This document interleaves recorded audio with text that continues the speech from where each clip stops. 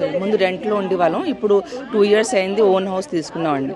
Loan తీసుకొని 30 lakhs మాకు loan ఉందండి ఈ ఇంటికి. లోన్ తీసుకుని ఇల్లు కొన్నాం. ఇలా అవుతుందని అనుకుంటాం. ఈ ఒక ఇల్లు తప్ప మాకు వేరే ఆప్షన్ ఏమీ లేదు. నాకు 2 ఆడపిల్లలు, 24 years పెద్ద అమ్మాయి. మరి దానికి పెళ్లి చేయాలా, లేదంటే కొత్త ఇల్లు కొనుక్కోవాలా? ఈ అమౌంట్కి బయట ఇల్లు కూడా రాదు.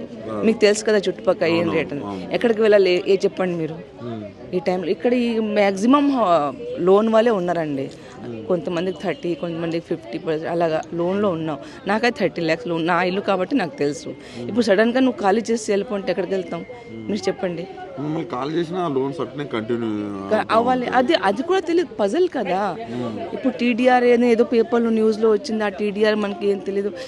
మన ఇల్లు ఉంచుకొని మనమే వేరే వెనకాల పరిగెడితే ఎలాగ చెప్పండి? మనకి ఏదైనా ఆప్షన్ ఉందా? అయినా ప్లస్ ఈ ఇల్లు మేము వదలమండి. ఎంపీఆర్ మాకు చాలా కష్టపడి ఈ ఇల్లు కొన్నాం. మా ఆయనకి ఇంకా 5 years ఉంది రిటైర్మెంట్. ఇప్పుడు 5 years రిటైర్మెంట్కి లోన్ కూడా దొరకదు, మీకు తెలుసు కదా. ఇప్పుడు ఎక్కడ పోతాం మీరు చెప్పండి? 2 అమ్మాయిలు నాకు, పెళ్లి చేయాలా, ఏం చేయాలా, చదివించాలా? ఇమోషనల్. 1 year నుంచి నిద్ర లేదండి.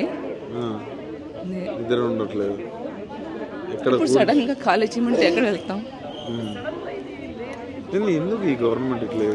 ఏమో, ఇంకా ఇంత ప్లేస్ ఉంది, చేసుకోండి మీరు డెవలప్. మేమే మీకు హెల్ప్ చేస్తాం ఏదన్నా చేయాలి అంటే. ఒక అపార్ట్మెంట్ తీసేసి మీకు ప్రైవేట్ ప్రాపర్టీ కడతారు. ఏంటి కడతారు? ఇక్కడ హోటల్స్ గిట్ట కట్టుకుంటారు. ఏం లాభం చెప్పండి?